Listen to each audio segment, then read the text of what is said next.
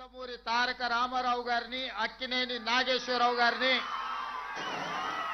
నటశేఖర కృష్ణను, దర్శకేంద్రుడైన రాఘవేంద్రరావు గారిని, దాసరి నారాయణరావు గారిని, కార్మికులకు కన్న తండ్రిగా మీ సమస్యల్ని పరిష్కరించే దాసరి నారాయణరావు గారిని లాంటి వాళ్ళని అందరినీ ఆనాడు ప్రభుత్వం సంప్రదించి హైదరాబాద్ నగరానికి తరలి రావడానికి వారు ప్రయత్నం చేశారు. కొద్దిగా హైదరాబాద్ నగరానికి తరలి వస్తున్నప్పుడు ఫిలిం నగర్ ప్రాంతాన్ని మీకు కేటాయించడమే కాదు, ఆనాడు పెద్దలందరికీ కొంత సౌలభ్యాన్ని కల్పించిన సందర్భంలో డాక్టర్ ప్రభాకర్ రెడ్డి గారు కార్మికుల యొక్క ఆత్మబంధు. ఈనాడు చిత్రపురి కాలనీ వెలిసిందంటే ఇక్కడున్న కార్మిక సోదరులకు ఎంతమందికి తెలుసో తెలియదో నాకు తెలీదు, కానీ నేను చిత్ర పరిశ్రమ హైదరాబాదు నగరానికి తరలి వచ్చిన విధానాన్ని గమనించినప్పుడు డాక్టర్ ప్రభాకర్ రెడ్డి గారు సినీ కార్మికుల కోసం మణికొండలో తన సొంత స్థలాన్ని 10 ఎకరాలను కార్మికులకు దానం చేసి కార్మిక సోదరులను ఆదుకోవడానికి తన కష్టార్జితమైన 10 ఎకరాల భూమిని డాక్టర్ ప్రభాకర్ రెడ్డి గారు కార్మికుల కోసం ఇవ్వడం జరిగింది. ఆ తర్వాత అంజయ్య గారు, అదేవిధంగా కోట్ల విజయభాస్కర్ రెడ్డి గారు చిత్రపురి కాలనీ కోసం 67 ఎకరాల స్థలాన్ని కేటాయించి సినీ కార్మికుల కోసం చిత్రపురి కాలనీని నిర్మించి ఈనాడు చిత్రపురి కాలనీకి ప్రపంచ స్థాయిలో గుర్తింపు రావడానికి ఆనాడు ఈ పెద్దలందరూ కృషి చేసిరు. ఇదే కాదు, ఈనాడు ప్రపంచ స్థాయి సినిమాలను నిర్మిస్తున్న ఈనాడు వేదికలైన రామనాయుడు స్టూడియో కావచ్చు, పద్మాలయ స్టూడియో కావచ్చు, అన్నపూర్ణ స్టూడియో కావచ్చు, ఇలా ఈ స్టూడియోలకు కూడా చిత్ర పరిశ్రమను ప్రోత్సహించాలన్న ఆలోచనతోటి ఆనాడు అత్యంత చౌకగా ఆనాటి ప్రభుత్వం సినీ పరిశ్రమ పెద్దలకు స్టూడియోల కోసం స్థలాలను కేటాయించడం జరిగింది. ఆ విధంగా ప్రారంభమైన తెలుగు చిత్ర పరిశ్రమ ప్రోత్సహించాలన్న ఆలోచనతోటి 1964లో ఆనాటి ప్రభుత్వం, కాంగ్రెస్ ప్రభుత్వం కార్మికులను గుర్తించాలి, సినీ పరిశ్రమలో ఉండే పెద్దల్ని గుర్తించాలి అని 1964లో నంది అవార్డు ప్రధానోత్సవ కార్యక్రమాన్ని ఏర్పాటు చేసి నేటికి 60 సంవత్సరాలు పూర్తి చేసుకున్నాం. మీ టాలెంట్ను, మీ శ్రమను మీరు మర్చిపోవాలంటే కళాకారులు నగదు బహుమతులకి సంతోషపడరు. కళాకారులు మీరు కొట్టే చప్పట్లకు, మీకు కప్పే దుప్పట్లకు సంతోషపడతారు. ఎంత సంపాదించినమని కాదు, ప్రేక్షకులు మీ యొక్క ప్రయత్నాన్ని చూసి ప్రేక్షకులు కొట్టే చప్పట్లను, సన్మానం చేసే వాళ్ళు కప్పే దుప్పట్లను చూసి సినీ కార్మికులు సంతోషపడి వాళ్ళ కష్టాన్ని మర్చిపోయి రాత్రింబగళ్ళు హీరోలు కానీ, పెద్ద డైరెక్టర్లు కానీ, ప్రముఖ నటులు షూటింగ్ స్థలానికి నిదానంగా వచ్చినా, ఒకవేళ ఉదయం 9 గంటలకు వాళ్ళకి షూటింగ్ ఉంటే 5 గంటలకే ఇంట్లో లేచి కన్న పిల్లల్ని కూడా వదిలేసి షూటింగ్ లొకేషన్కి బయలుదేరే కార్మికులు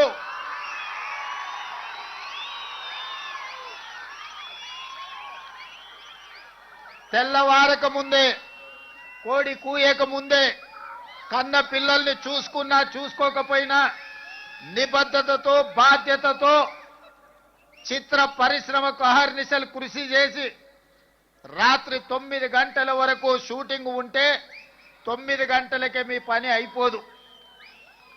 గొప్ప కళాకారులు 9 గంటలకు షూటింగ్ ముగించుకొని వెళ్తే అన్ని సర్దుకొని మళ్ళీ ఇంటికి చేరే వరకు రాత్రి 12-1 గంట అవుతుంది.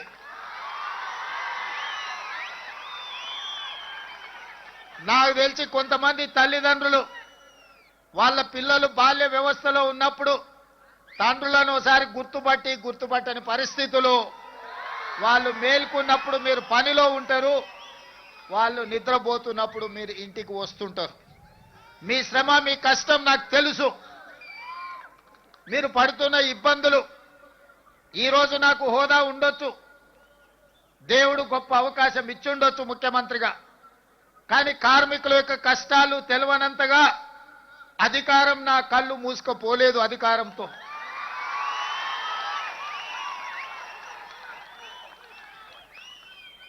కార్మికులు, కవులు, కళాకారులను సన్మానించే నంది అవార్డు కార్యక్రమం తెలంగాణ రాష్ట్రం వచ్చిన తర్వాత కాలగర్భంలో కలిసిపోయింది. 10 సంవత్సరాలు. మళ్ళీ రెండవ తెలంగాణ రాష్ట్ర ముఖ్యమంత్రిగా నేను బాధ్యతలు చేపట్టిన తర్వాత మీతో ఒక సత్సంబంధాలు ఏర్పరచుకోవాలి, మీ సమస్యల్ని తెలుసుకోవాలని మిత్రుడు నిర్మాత దిల్ రాజు గారిని ఫిలిం డెవలప్మెంట్ కార్పొరేషన్ చైర్మన్ గా, తను కూడా గ్రామీణ ప్రాంతం నుంచి కష్టపడి పైకి వచ్చినవాడు, కార్మికుల కష్టాలు తెలుసుకొని రాష్ట్ర ప్రభుత్వానికి వారధిగా ప్రయత్నం చేస్తాడు, వారధిగా ఉంటాడు అని వారిని నియమించడం జరిగింది. వారితో మాట్లాడి తెలుసుకొని ఆగిపోయిన నంది అవార్డుల కార్యక్రమాన్ని కార్మికులకు, కళాకారులకు ప్రజా యుద్ధ నౌక తండాలలో, గూడాలలో, మారుమూల పల్లెల్లో ఉండే పేదల కోసం జీవితం సర్వం త్యాగం చేసిన గద్దర్ అన్న పేరు మీద గద్దర్ ఫిలిం ఫేర్ అవార్డ్స్ ని ఒక కళాకారుడి పేరు పెట్టి, ఒక పోరాట యోధుడు, ఒక విప్లవకారుడి పేరు పెట్టి 10 సంవత్సరాలు ఆగిపోయిన గద్దర్ ఫిల్మ్ అవార్డ్స్ ని గొప్పగా నిర్వహించడం ద్వారా ఈ దేశంలోనే పరిశ్రమకు ఆదర్శంగా నిలబడే ప్రయత్నం చేసినాం. మిత్రులారా, ఆనాడు మీ శ్రమతో నంది అవార్డులు సాధించడమే గొప్ప అనుకున్నాం.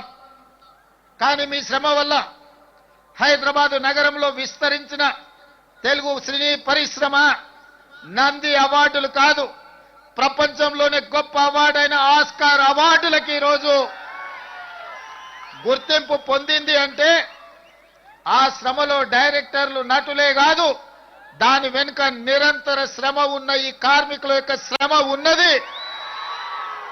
మీ రక్తాన్ని చెమటగా మార్చి దారబోసి షూటింగ్ లో ఫైటర్స్ ప్రాణాలు వదులుకుంటే ఈనాడు ఆస్కార్ అవార్డులు రావడం జరిగింది. ఈనాడు తెర మీద మీరు కనిపించరు, 2.5 గంటలు తెర మీద కనిపించే రంగుల రాట్నం, దాని వెనకాల ఉన్న మీ కన్నీటి చరిత్ర ఉన్నది. ఆ విజయం వెనకాల కార్మికుల యొక్క శ్రమ ఉన్నది. ఈనాడు మహిళా కార్మికులు కూడా తమ జీవితాన్ని, సర్వాన్ని త్యాగం చేసి ఈనాడు సినీ పరిశ్రమను నిలబెట్టడానికి ప్రయత్నాలు చేస్తున్నారు. అందుకే మిత్రులారా, మీ కష్టాన్ని తెలుసుకోవాలి, మీకు ఈ ప్రభుత్వం అండగా నిలబడాలి, మిమ్మల్ని వీలైనంత మేరకు ఆదుకోవాలి. తద్వారా తెలుగు పరిశ్రమ ఈనాడు టాలీవుడ్ గా కాదు, హాలీవుడ్ నుంచి కూడా ఇక్కడికి వచ్చి షూటింగ్లు జరగాలి. ఈ హైదరాబాద్ నగరం ప్రపంచ సినీ పరిశ్రమకు ఒక వేదిక కావాలన్నదే నా ఆలోచన. అందుకే ఆనాడు నేను చెప్పిన, మీరు వచ్చినప్పుడు సినీ పరిశ్రమను చిన్న చూపు చూసే సమస్యనే లేదు. ఈనాడు ప్రతివాడు, నేను ఐటీ ప్రొఫెషనల్లను, హైదరాబాద్ నగరానికి ఐటీ అడ్డాను,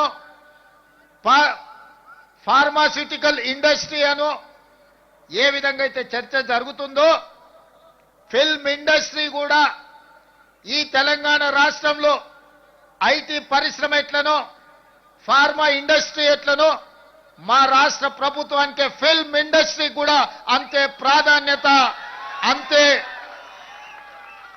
అవకాశాలను ఇవ్వాలని ఈనాడు నిర్ణయించుకున్నాం. మనము తెలంగాణ రాష్ట్ర ప్రభుత్వం తెలంగాణ రైజింగ్ 2047 అని ఒక విజన్ డాక్యుమెంట్ ఈనాడు మనం తయారు చేస్తున్నాం.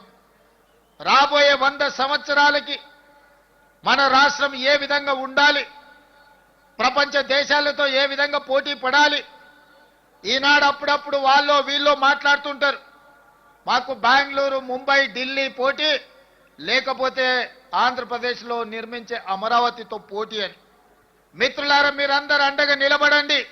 హాలీవుడ్ని ఇక్కడికి తెచ్చే బాధ్యత నాది. న్యూయార్క్, టోక్యో, సింగపూర్, దుబాయ్లతో పోటీ పడే విధంగా మన సినీ పరిశ్రమ మిత్రులు విదేశాలలో షూటింగులు కాదు, అద్భుతమైన రామోజీ ఫిలిం సిటీలో, హైదరాబాద్ నగరంలో ఇక్కడ షూటింగులు చేసుకునే విధంగా ఇంకా స్టూడియోలను, కార్మికులను ప్రోత్సహించే బాధ్యత తెలంగాణ రాష్ట్ర ప్రభుత్వం తీసుకుంటుంది. అందుకే మిత్రులారా, ఈనాడు తెలంగాణ రైజింగ్ 2047లో మీకు ఏ విధంగా అయితే ఐటీ పరిశ్రమకు ఒక చాప్టర్, ఫార్మా ఇండస్ట్రీకి ఇంకొక చాప్టర్, ఎడ్యుకేషన్ ఎంప్లాయ్మెంట్కి ఒక చాప్టర్, హెల్త్కి ఒక చాప్టర్ ఎట్లయితే ఉందో, ఫిల్మ్ ఇండస్ట్రీ కోసం కూడా ఒక చాప్టర్ పెడతాం. ఫిల్మ్ ఇండస్ట్రీని అభివృద్ధి చేసి ఈనాడు కొత్తగా మనం నిర్మించుకోబోయే శంషాబాద్ ఎయిర్పోర్ట్ కూతవేటు దూరంలో 30,000 ఎకరాలలో భారత్ ఫ్యూచర్ సిటీని నిర్మించుకోబోతున్నాం. మనం ఏ విధంగా అయితే హైదరాబాద్లో చిత్రపురి కాలనీ, ఫిలిం నగర్, కృష్ణానగర్ వెలిసినాయో, ఖచ్చితంగా మీకందరికి భారత్ ఫ్యూచర్ సిటీలో మీ పాత్రను మీకు అవసరమైన అన్ని విధాలుగా ఆదుకొని అక్కడ మీరు ఉండే విధంగా చర్యలు చేపడతానని చెప్పి ఈ సందర్భంగా మీకు అందరికీ తెలియజేస్తున్నా. ఈరోజు హెల్త్ ఇన్సూరెన్స్, డెత్ ఇన్సూరెన్సే కాదు, మా కార్మికులు ఆరోగ్య భద్రత పూర్తి స్థాయిలో తీసుకోవాలని, అనుకోకుండా ప్రమాదవశాత్తు ఎవరైనా మరణిస్తే ఆ కుటుంబాలను ఆదుకోవాలని. ఇదే కాదు, నేను ఈ వేదిక మీద నుంచి మా అధికారులకు సూచన ఆదేశాలు ఇస్తున్నా.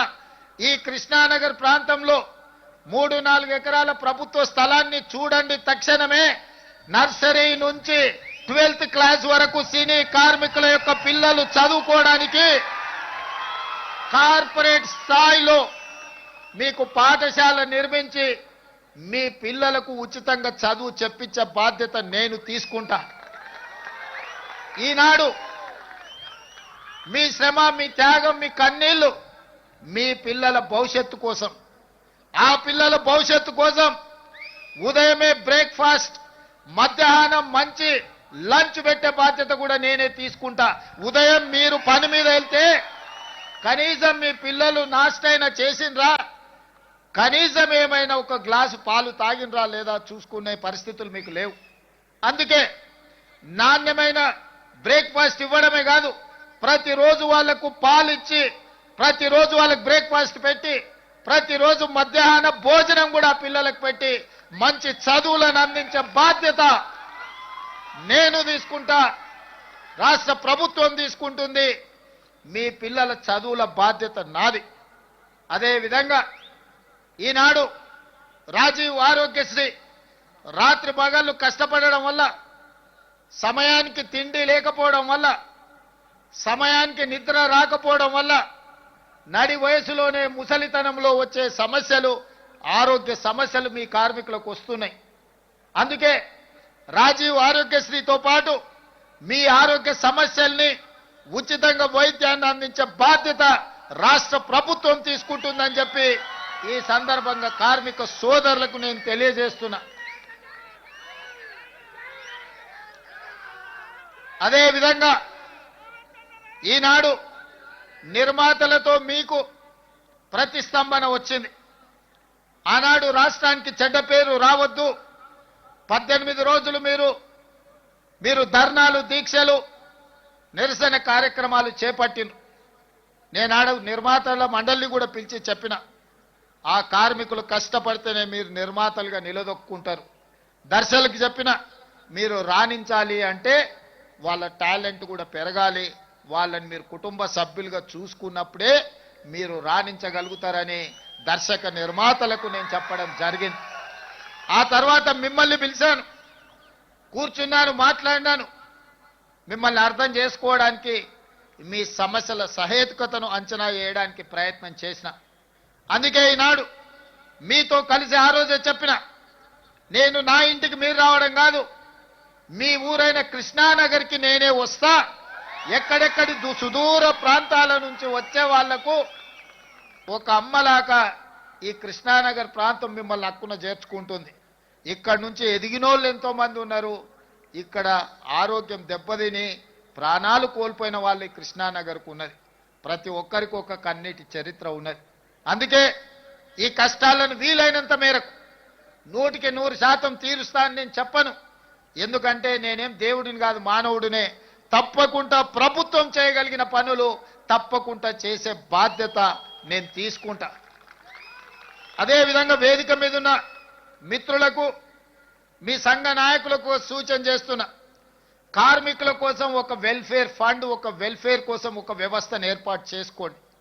దానికి రాష్ట్ర ప్రభుత్వం నుంచి అప్ ఫ్రంట్ గా 10 కోట్ల రూపాయలు ఆ వెల్ఫేర్ ఫండ్ కింద నేను డిపాజిట్ చేస్తా. కష్టాలలో ఉండి కష్టాలలో మరణించే కార్మికులను ఆదుకోవడానికి ఆ నిధిని ఉపయోగించండి.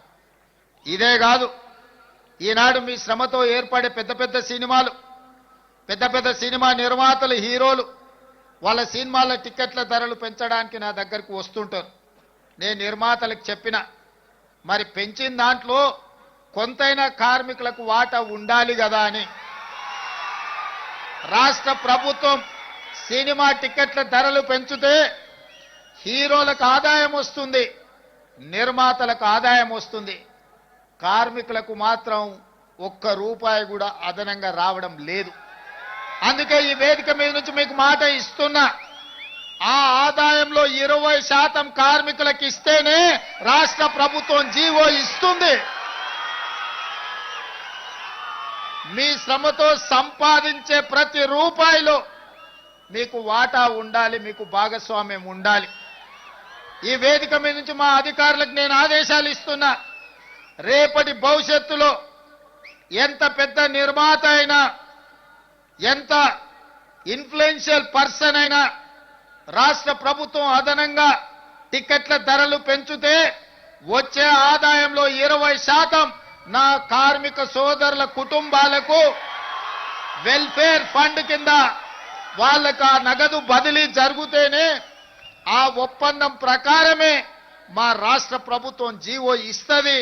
ఈ నిబంధనలు నేను సవరిస్తానని చెప్పి ఈ సందర్భంగా కార్మిక సోదరులకు నేను మాట ఇస్తున్నా.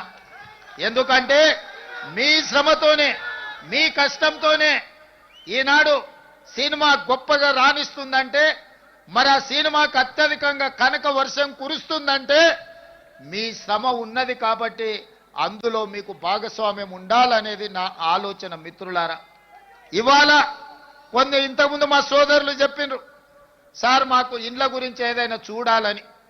తప్పకుండా ఈ కార్మికుల కోసం ఏం అవకాశాలు ఉన్నాయో నేను ఇంకా పరిశీలించలేదు. తప్పకుండా మీ ఇండ్ల కోసం ఏం సహాయం చేయగలనో నేను ఒకసారి అంచనా వేసుకున్న తర్వాత మీ 24 క్రాఫ్ట్స్ అసోసియేషన్ నాయకులను పిలిచి వాళ్ళతో మాట్లాడి మీ సమస్యను పరిష్కరించే విధంగా తప్పకుండా ఈ పరిష్కారం చూపిస్తా. అదేవిధంగా మీ అసోసియేషన్కి భవన్ లేదని కూడా నా దృష్టికి వచ్చింది.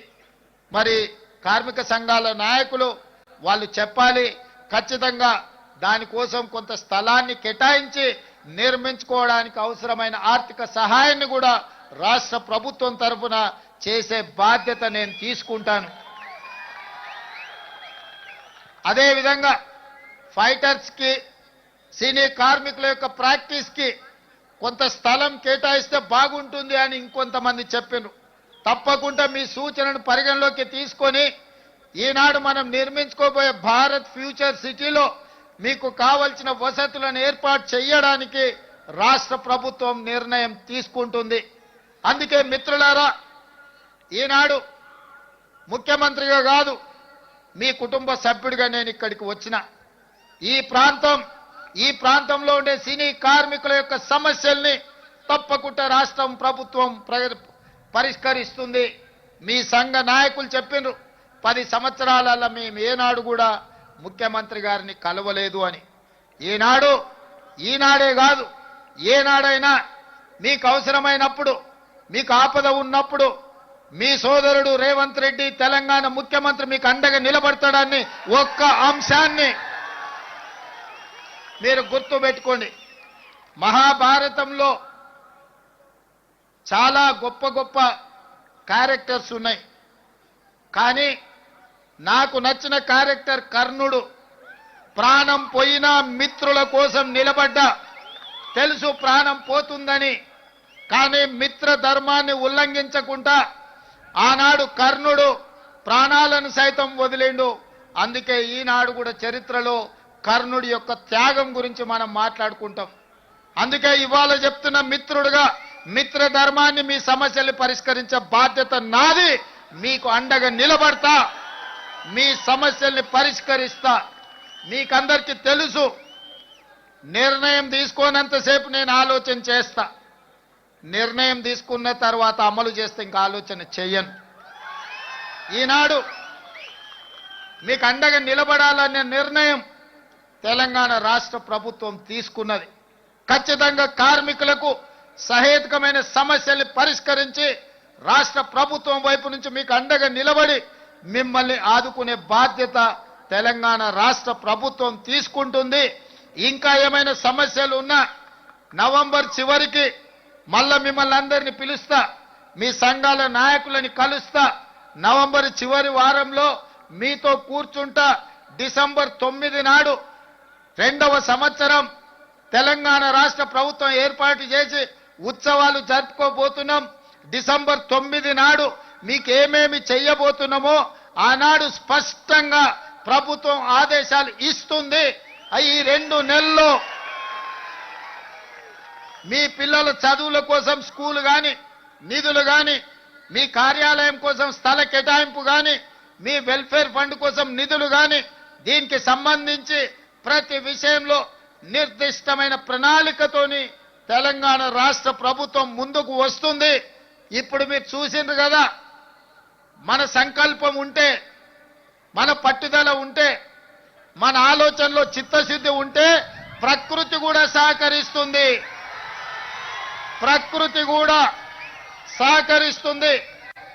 ఇప్పటి వరకు ఉరుములు ఉరిమి వర్షం కురిసినా ఈనాడు మీరు, మేము, మనము మాట్లాడుకునే సందర్భంలో వర్ణ దేవుడు కూడా మనకు సహకరించి ఒక ప్రశాంతమైన వాతావరణాన్ని కల్పించి కార్మికుల యొక్క కష్టాలను పరిష్కరించడానికి తెలంగాణ రాష్ట్ర ప్రభుత్వం వస్తే వరుణ దేవుడే సహకరించిండు. ఇంతకంటే గొప్ప సన్నివేశం ఏ సినిమాలో అయినా ఉంటుందా? అందుకే మిత్రులారా, ఇవాళ మీ అందరి పక్షాన మీకు అండగా నిలబడడానికి ఇక్కడికి వచ్చిన. ఇక్కడి నుంచే మీ సమస్యల్ని పరిష్కరించే బాధ్యత నాది. మీ సంఘాల నాయకులతో పాటు ఈ కార్యక్రమాన్ని ఏర్పాటు చేసి ఈ వేదిక మీద ఉన్న పెద్దలకు, ముఖ్యంగా సాయంత్రం పిల్లలు స్కూల్ నుంచి వచ్చి పిల్లలకు సాయంత్రం వండి పెట్టాలన్న కార్యక్రమాన్ని కూడా మా అక్కలు, మా సోదరిమణులు, ఇంకొంతమంది ఈటీవీ, మా టీవీ సీరియళ్లను కూడా పక్కన పెట్టి ఈరోజు ఇక్కడికి వచ్చి ఈ కార్యక్రమంలో పాల్గొన్నందుకు మనస్ఫూర్తిగా మీ అందరికీ ధన్యవాదాలు, కృతజ్ఞత తెలియజేస్తూ మళ్ళొక్కసారి మీకు మాట ఇస్తున్నా, మీ సమస్యల్ని పరిష్కరించే బాధ్యత నాది. మిమ్మల్ని ఆదుకొని మొత్తం దేశ సినీ పరిశ్రమలకే, అది బాలీవుడ్ కావచ్చు, కోలీవుడ్ కావచ్చు, లేకపోతే తమిళనాడులో ఉండే ఫిల్మ్ ఇండస్ట్రీ కావచ్చు, ఏదైనా తెలుగు ఫిల్మ్ ఇండస్ట్రీ నుంచే నేర్చుకోవాలి. అందరికీ ఆదర్శంగా నిలబడే విధంగా మీ సమస్యల్ని పరిష్కరించే బాధ్యత నేను తీసుకుంటున్నాను తెలియజేస్తూ మీ అందరి దగ్గర సెలవు తీసుకుంటున్న. ధన్యవాదాలు మిత్రులారా.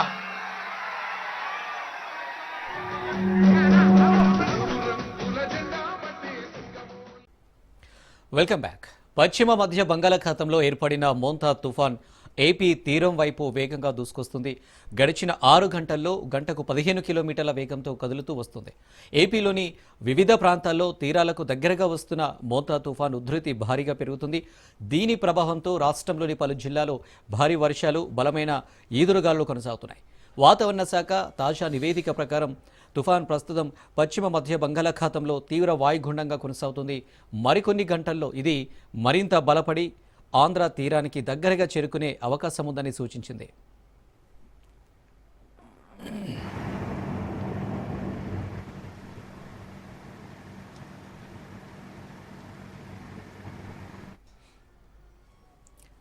ఈ నేపథ్యంలో తీర ప్రాంత ప్రజలు అప్రమత్తంగా ఉండాలని అధికారులు హెచ్చరికలు జారీ చేశారు. ఇదిలా ఉంటే తుఫాన్ దగ్గరకు వస్తున్న కొద్దీ తీవ్రత తారస్థాయికి చేరుకుంటుంది. సముద్ర తీరాల్లో అలలు భారీగా ఎగిసిపడుతున్నాయి. దీనికి తోడు కుండపోత వర్షాలు కురుస్తున్నాయి. ఈ నేపథ్యంలో అప్రమత్తమైన అధికారులు కాకినాడ పోర్టుకు 10వ నంబర్ గ్రేట్ డేంజర్ సిగ్నల్ జారీ చేశారు. అలాగే విశాఖపట్నం, గంగవరం, భీమునిపట్నం, కళింగపట్నం పోర్టులకు 9వ నంబర్ ప్రమాద హెచ్చరిక జారీ చేశారు.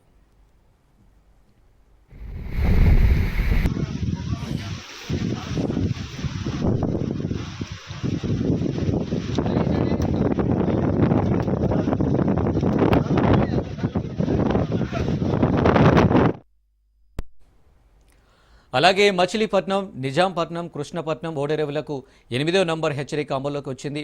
సముద్రం అల్లకల్లోలంగా మారిన నేపథ్యంలో మత్స్యకారులు సముద్రయానానికి వెళ్లవద్దని అధికారులు కఠిన ఆదేశాలు జారీ చేశారు.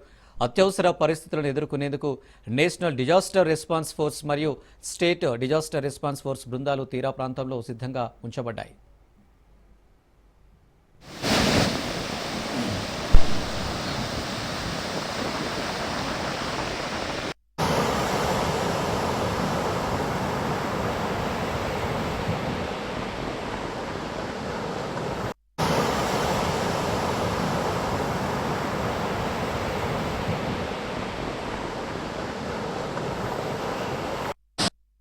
ముందుగా మీ అందరికీ కూడా తెలుసు, ఈ తుఫాను ప్రభావం వల్ల మనం రెడ్ అలర్ట్ రావటం, దానికోసం మన కలెక్టర్ గారి ఆధ్వర్యంలో అధికారులు అందరూ కూడా జిల్లాలో చాలా కష్టపడి పనిచేస్తున్నారు.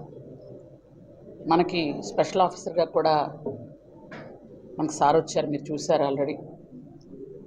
ఎస్పీ గారు కానీ, జేసీ గారు కానీ అందరూ కూడా నిన్నటి నుంచి మనం పాఠశాలలు కూడా సెలవులు ఇచ్చాం. అలాగే ప్రతి విలేజ్లో కూడా మాక్ డ్రిల్. బంగాళాఖాతంలో ఏర్పడిన మోంతా తుఫాన్ తీవ్ర కోస్తాంధ్ర తీరం వైపు దూసుకొస్తున్న నేపథ్యంలో ఏపీ ప్రభుత్వం సహాయక చర్యలపై పూర్తి స్థాయిలో దృష్టి సారించింది. తుఫాను ప్రభావిత ప్రాంతాలను నిరంతరం పర్యవేక్షిస్తూ ఎలాంటి ప్రాణ ఆస్తి నష్టం జరగకుండా చూడాలని సీఎం చంద్రబాబు మంత్రులను, అధికారులను ఆదేశించారు. భారీ వర్షాల కారణంగా వాగులు ఆకస్మికంగా పొంగిపొర్లే ప్రమాదం ఉన్న ప్రాంతాల్లో మరింత అప్రమత్తంగా ఉండాలని స్పష్టం చేశారు. అమరావతిలోని ఆర్టీజీఎస్ కేంద్రం నుంచి డిప్యూటీ సీఎం పవన్ కళ్యాణ్తో కలిసి మోంతా తుఫాన్ ప్రభావం, ప్రభుత్వ సన్నద్ధతపై ఆయన ఉన్నతస్థాయి సమీక్ష నిర్వహించారు. ప్రస్తుతం మోంతా తుఫాన్ అత్యంత వేగంగా తీరానికి సమీపిస్తుందని, ఈ అర్ధరాత్రికి కాకినాడకు దక్షిణగా తీరాన్ని దాటే అవకాశం ఉందని వాతావరణ శాఖ అధికారులు ముఖ్యమంత్రికి వివరించారు. ఇప్పటికే కాకినాడ, మచిలీపట్నం, విశాఖపట్నం సహా పలు తీర ప్రాంతాల్లో భారీ వర్షాలు, తీవ్రమైన గాలులు వీస్తున్నాయని తెలిపారు. దీనిపై స్పందించిన చంద్రబాబు తుఫాన్ తీరం దాటే అవకాశం ఉన్న కాకినాడ పరిసర ప్రాంతాలకు తక్షణమే మరిన్ని ఎన్డీఆర్ఎఫ్, ఎస్డీఆర్ఎఫ్ బృందాలను తరలించాలని ఆదేశించారు.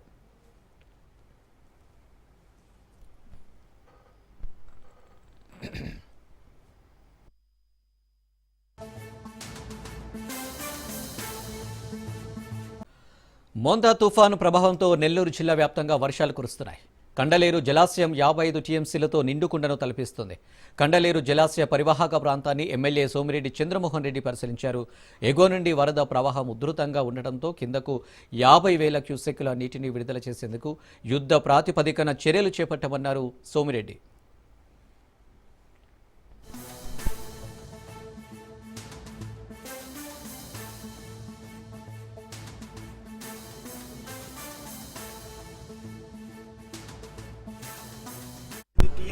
కండలేరు రిజర్వాయర్ ఆ సప్లైస్ వీఆర్ ఎక్కువగా వాటర్ ఇన్ఫ్లో వస్తే క్యాచ్మెంట్ ఏరియాలో వర్షం పడితే ఇవన్నీ ఈ కండలేరు స్పిల్వే నుంచి పర్వతాపురం, ఇప్పుడు మనం ఉన్నాం పర్వతాపురం, అంకుపల్లి, వామిటిపల్లి, ఓచుపల్లి, వీటి మీద పోయి కండలేరు క్రీక్లో కలవాలి.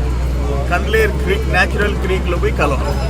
అందుకని మొన్న ఈ తుఫాన్ హెచ్చరికలు వచ్చిన తర్వాత డే 4 ఎస్టర్డే నేను వచ్చి చూశాను. అక్కడ స్పిల్వే దగ్గర కలెక్టర్తో మాట్లాడాము. ఇప్పుడు 6 మిషన్లు పెట్టున్నాం.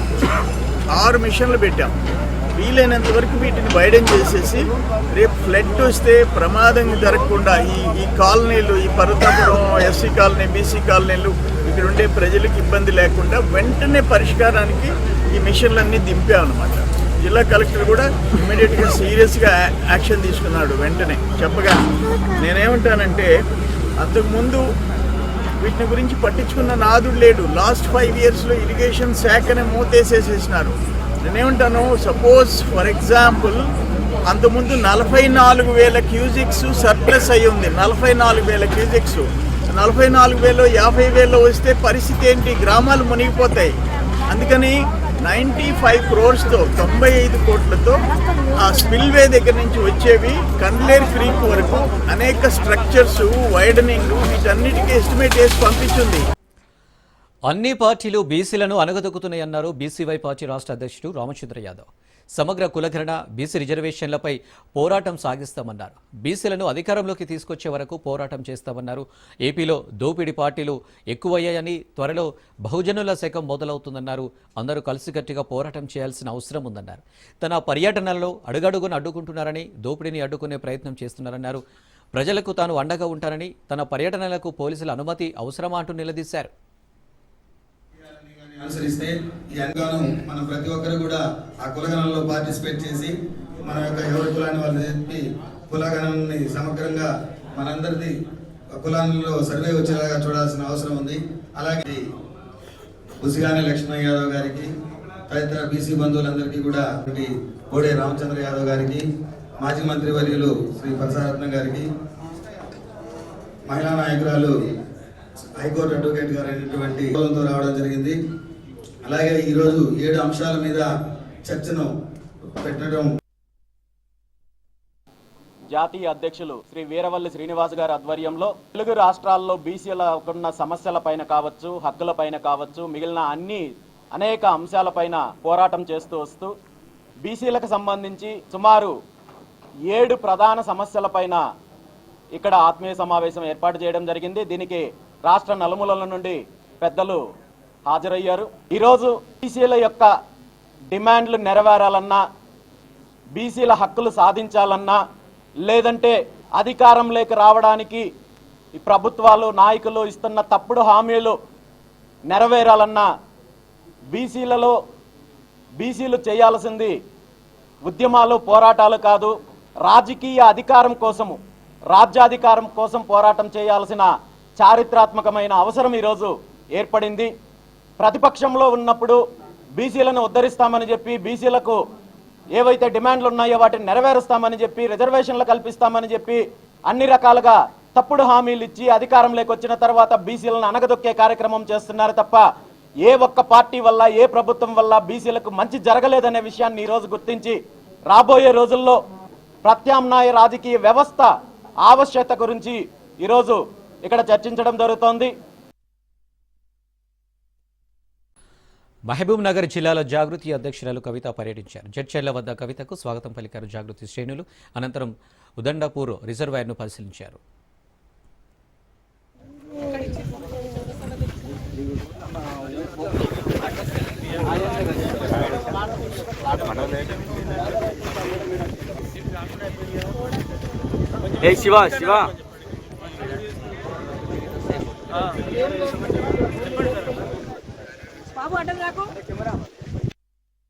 దాదాపు 12 సంవత్సరాలు అవుతుంది, ఇంకా పూర్తిగా పరిహారం అందలేదు.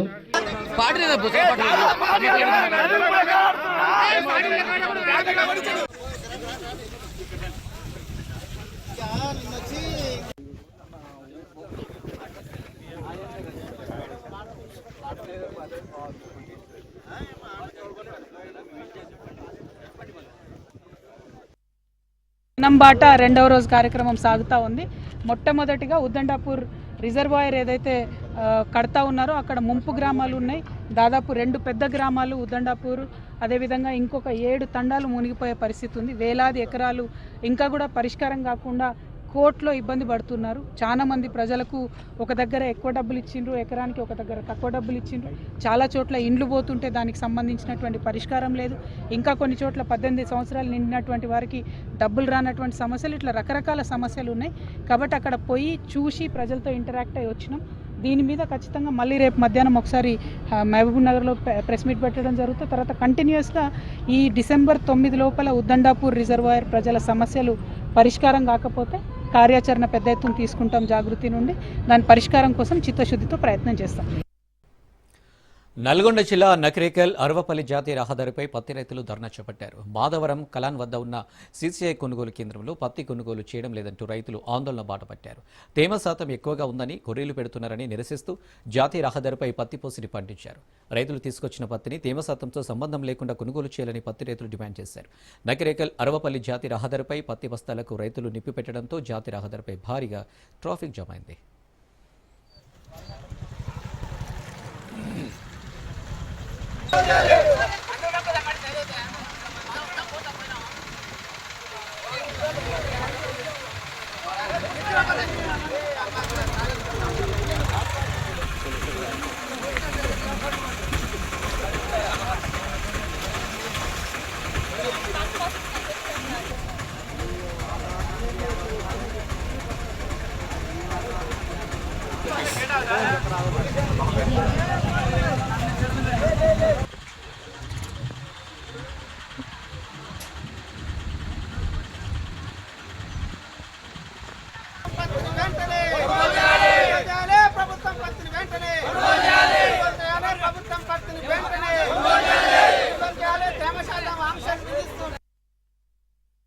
నా పేరు కల్పసేను తెరకకొండారం మండలం శాలిగవరారం జిల్లా నల్గొండ.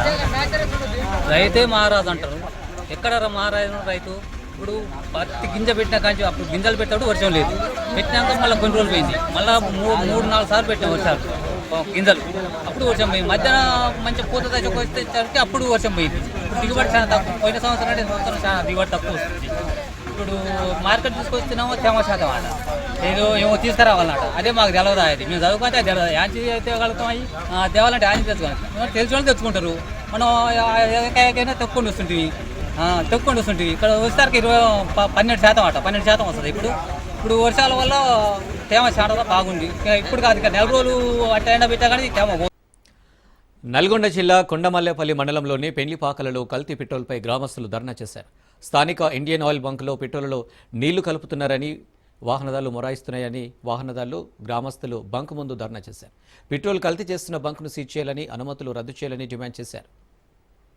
స్టార్ట్ అయితే లేదు, ఇది ఎట్లా ఏడికి దొరుకుతుందో ఆడికి తిరుగుతుంది. అంటే నీళ్ళలో పోస్తే మొత్తం అయిపోతుంది. మనకు ఇక పెట్రోల్ ఏమో పైకి అయిపోయి నీళ్ళ కింద బండి స్టార్ట్ అవుతుంది కదా. బండి అయిపోయింది. బండి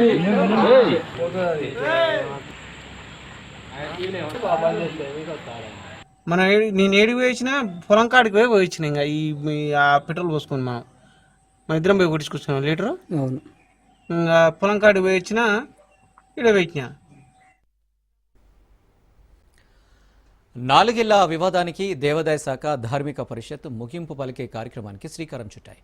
కడప జిల్లా బ్రహ్మంగారి మఠంలో జరిగిన పీఠాధిపతి ఎంపిక ఉత్కంఠ రేపుతోంది. గడిచిన 11వ పీఠాధిపతి శ్రీ వీరభోగ వసంత వెంకటేశ్వర స్వాముల వారు శ్రీవైక్యం పొందాక 12వ పీఠాధిపత్యం కోసం తీవ్రమైన పోటీ నెలకొంది. 2 కుమారులకు సంబంధించిన భక్తులు, అభిమానులు పెద్ద ఎత్తున మఠం చేరుకున్నారు. వారికి మద్దతు తెలుపుతూ అర్జీలు సమర్పించారు. వెంకటాద్రి స్వామి మాట్లాడుతూ మఠం సాంప్రదాయం, సనాతన ధర్మం ప్రకారం పీఠాధిపతి పదవి తనకే వరిస్తుందని ఆయన ఆశాభావం వ్యక్తం చేశారు. అలాగే దేవాదాయ శాఖ కమిషనర్ చంద్రశేఖర్ ఆజాద్ మాట్లాడుతూ అభిప్రాయ సేకరణ కోసం మొత్తం 1600 మంది హాజరయ్యారన్నారు. ప్రభుత్వానికి పూర్తి నివేదికను 10 రోజుల్లో అందజేస్తామన్నారు. కలియుగ ప్రత్యక్ష దైవం తిరుమల శ్రీవారిని పలువురు ప్రముఖులు దర్శించుకున్నారు. మంగళవారం తెల్లవారుజామున వీఐపీ బ్రేక్ సమయంలో తమిళ హీరో అజిత్, ప్రముఖ వ్యాపారవేత్త అనిల్ అంబానీ కుమారుడు జై అన్మోల్ అంబానీ దంపతులు స్వామివారి సేవలో పాల్గొని మొక్కులు చెల్లించుకున్నారు. అనంతరం స్వామివారి దర్శనం అనంతరం ఆలయ అధికారులు, రంగనాయకుల మండపంలో వేద పండితులు వేద ఆశీర్వచనం అందించి పట్టు వస్త్రంతో సత్కరించారు. అనంతరం శ్రీవారి తీర్థ ప్రసాదాలు అందజేశారు. ఇక స్వామివారి దర్శనానికి వచ్చిన అజిత్తో సెల్ఫీలు దిగేందుకు ఉత్సాహం చూపారు స్థానికులు.